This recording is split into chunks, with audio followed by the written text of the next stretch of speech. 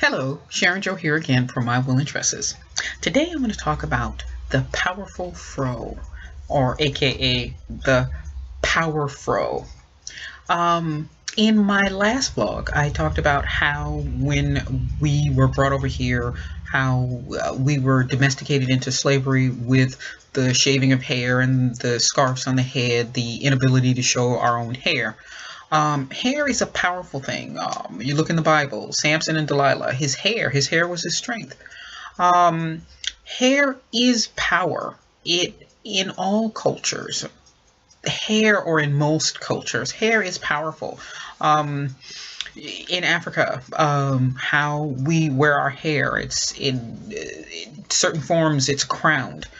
Even in Europe, a long time ago in Europe, wealthy women grew their hair long and had their hair intricately braided, and it showed their wealth and their power.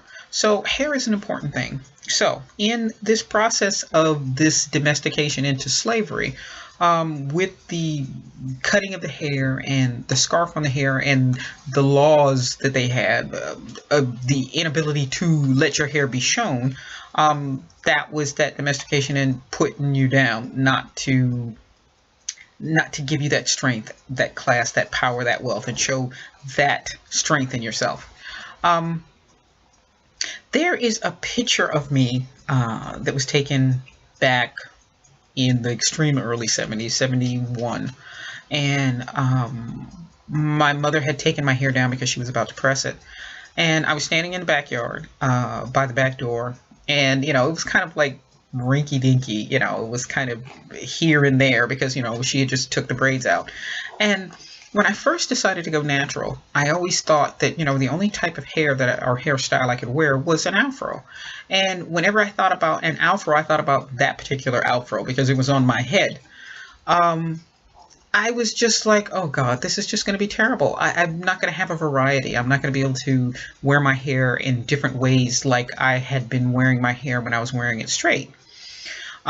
So that kind of bothered me a little bit. And, I kind of slowed up and it was like, I'm not too sure about that. But I said, you know what, I got to go forward because this was something that I needed to do for me. I needed to go natural. But as when I went natural, it was a funny thing that my hair looked different every day. Every day my hair was a little too long for a natural. I mean, granted, you can wear a natural with long hair, but my hair it doesn't stand up well enough and do a fro at the length that it is. And I remember one of my coworkers, non-African American, she used to say, wow, Sharon, every day your hair looks entirely different. How do you do it? What are you doing? How do you think of all these different hairstyles? And it's like, well, I'm not really thinking of different hairstyles. I'm just basically combing my hair the same way. It's just that every time I comb it a different way, the different things that I would use, combs and ribbons and things like that, I just made it look different. But that was something that really, as I continued to go natural, and I saw that that was a lie. An afro is not the only hairstyle you can wear when you are natural. Not that it's bad or anything, but it's not the only hairstyle that you can wear. And I had got to a point that when I had went natural, that I would every day I'd get to work and I would post my current hairstyle. I would tweet or Instagram it, and I'll put that link on just in case you guys want to take a look at all the different hairstyles that I had.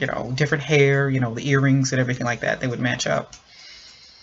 Also, working in corporate world. Um, I remember back in the 80s when people started really braiding their hair a lot. Braiding was not necessarily something that you were allowed to wear at work. It was a weird thing where, people would say, no, you can't do that. Now it's okay. But in the 80s, braids were not allowed. So I was kind of worried, again, working in corporate world, how are they going to handle me coming in here with natural hair? Is it going to be the same situation like the braids? And I was a little worried about that. And then also this natural hair, this afro hair, how is this corporate uh, majority white male society gonna look at this afro rolling up into the workplace? People are thinking Angela Davis or Huey P. Newton, the Panthers, and things like that. And, by any means necessary, I'm going to come in, with a gun, and I'm going to start shooting people. But it was taken well. It was taken well. Again, my coworker, this was a white lady who was just, really baffled. And I think a lot of times, since this whole thing about African American hair, they really never talk about it. Nobody really knows it. That they're just amazed at what it looks like when it's in its natural state, and the variety of ways it can look like, or the variety of things that you can do with it, that are just this wonderful thing.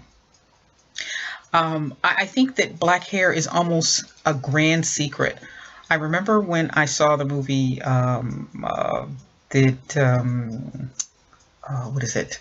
The Nutty Professor with Eddie Murphy, and the scene with his family, and the whole scene of them eating and what they were eating and everything like that. When I saw that movie, I looked at it. Okay, it was totally familiar to me, because I think it was a caricature of everybody has members of their family just like that somewhere. These caricatures of people in your family. But to some degree, it was almost as if I was feeling like, what, Eddie, why are you telling on us? Why are you letting the world know about, what we do, how we eat, and how we live? Yes, it was funny. Yes, it was extreme. But it was almost like, this is our secret. And I think that our hair is the same way. It's a big secret. It's like, this is what we do to our hair. They don't know what we do to our hair. They don't know how we get our hair to do what it does. They didn't know that I stopped going to the beautician. They didn't know I stopped perming my hair. They didn't know what I was doing. They just knew that, all of a sudden my hair was looking different. What I was doing to it, they had the slightest idea. I think I shared earlier about one of my coworkers who went to work, hair like this, and she goes, "Oh my God, how long did that take you? I know it took you a long time. And how much hairspray do you have in your hair?" And I'm like, I ain't got no hairspray in my hair. And I said, if anything, I had just washed my hair and took it loose, put a little oil in it, and that was it. So our hair is a big secret. It's the secret that we all need to know. It's like African American History Month or Women History Month. It's something that we need to know. Now, granted, I'm not going to, I know there was one group, Truly Unruly, a group of women. They went out there, and I think this was back east someplace, and they stood out with signs saying, "You know what, you can touch my hair," because non-black people really don't know. I think the majority of white people don't know more than non-white people. But the majority of people out there, they don't know how we deal with our hair. They don't know what we do. Just like in that movie, in The Nutty Professor. Again, it was comedy and it was extreme, but they had the slightest idea of what goes on in our house, and it was a comic relief introduction to it.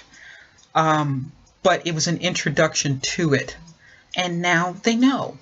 Now, once they start, if they go to somebody's house, African American people's house, and, during cookouts or family affairs and things like that, they'll see that, okay, that was extreme, but it's just that introduction. And I think that Afro is that introduction, and it's almost an extreme, but it's an introduction just the same. It's so funny. My mother had this wonderful fro back in the 70s. And it was just really beautiful. My father's hair looked a lot like mine. I think I even taken his gray patterns. But he wore an afro with a part on the side, kind of like this. So this is my ode to Dad. But the powerful fro, it's a powerful thing. It says a lot. It shows who we are and what we are. And we need to accept it. It's a wonderful thing to accept, know what and where we are. So thanks for listening, and I hope you enjoyed it, and I look forward to seeing you guys again. Have a great day.